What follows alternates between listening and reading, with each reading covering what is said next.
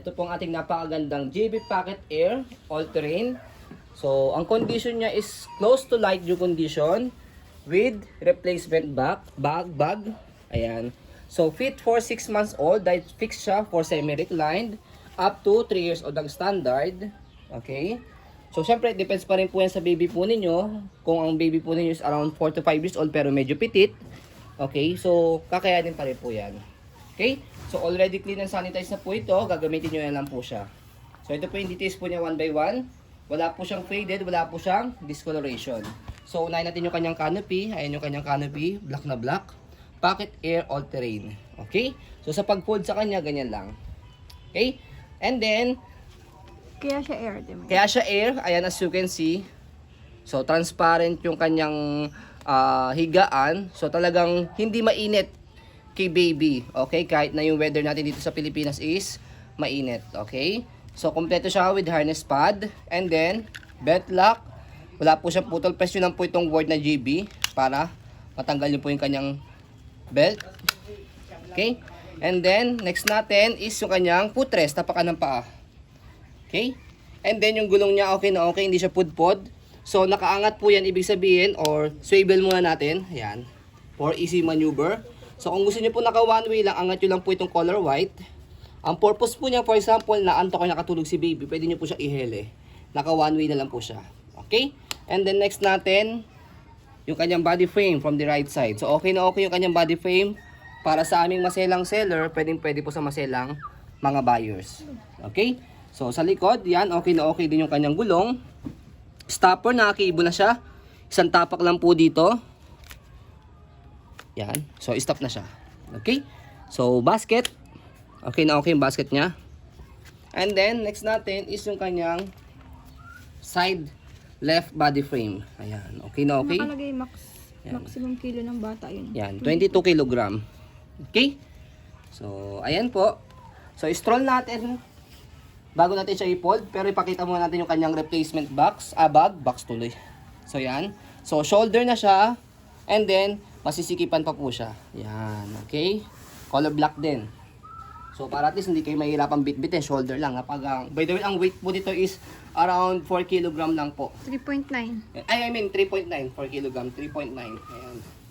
So, ayan. Stroll natin to make it sure na wala po siyang issue or damage kapag po inyong gagamitin. Ayan. Kaya, very detailed po kami sa aming pong pag-video. Okay? So, sa pag-fold po sa kanya, so, sa handle, itong color white, press nyo lang po yan and then, lulubog yan. So, after niya, magbe-bend siya ng konti. Huwag nyo siya isasagad, bend lang siya ng konti. And then, sa gulong sa likod, as you can see, may color white. Slide nyo po yan and then, fold pa harap. Ayan. Para mas, tinatawag dito, compact or pocket yung kanyang folding. Ayan. Kahit di naman i-fold, pwede naman. Yes, Mamaya papakita rin namin sa inyo. Pero mas maganda kasi pag ganito kaliit para kasyang-kasya doon sa bag. Okay? After nyan, itong gulong niya sa harapan, itong color white naman, one way nyo lang siya para at least naka-steady lang siya. Ayan. And then, pagka nakaganyan na kayong setup, saka nyo na siya i-bend. Yan. Okay? Tapos, compress. And then, compress nyo siyang paharap. Ayan. So, ito yung lock niya para dito. Ayan. So, pilit nyo lang siyang ganyan hanggang sa malak po ninyo. As you can see, napakaliit. Kaya ito yung tinatawag na pocket. Ilan dangkal mo? Ayan. I think, sobra pa sa 2 dangkal ko. Okay? So, net niya lang talaga. Pag inopen, tanggalin lang po yung lock sa gilid. Ayan. Open. Tapos, bukan nyo lang po ito. Ayan. Ayan. And then, vice versa, pagka nakabend siyang ganyan, yung gulong niya, slide nyo ulit. Tapos, pag ganyan naman siya. Pakabila naman. Okay? So, nakabend na siyang maayos dito. Naka-straight na siya. Nakalock na. Saka nyo po iangat yung kanyang handle. So, press nyo po itong color white ulit. Yan. So, naka-straight na siya. Means nakalock na. Ready to use na po siya.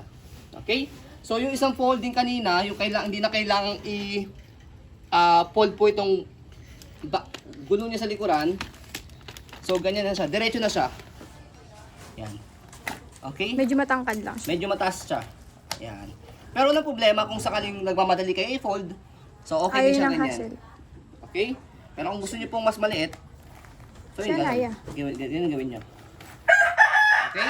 So yan po, as you can see, very details po kami sa akin pong pag-video kasi kami siya policy. No refund, no exchange, what you see is what you get. Ay, sa akin, So itry. yun po. Itry. So try natin sa bibi namin, 12 kg siya, 3 years old. Ang maganda dito kay GB Pocket Air, kasi up to max 22 kilo. Yung isa kasing style na ganyan, na pocket lang, 18 max lang. Pinaganda siya, mas yung max capacity. Kasi pinatibay siya. So yan yung baby namin as you can see, 12 kg, 3 years old, di ba?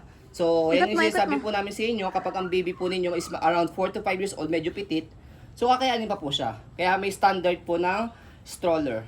So ayan po, as you can see, very details po kami sa amin pong pag-video kasi amin siya policy. No refund, no exchange, what you see is what you get. So yun po, maraming salamat. Have a nice day and God bless po. Apply kiss mo na.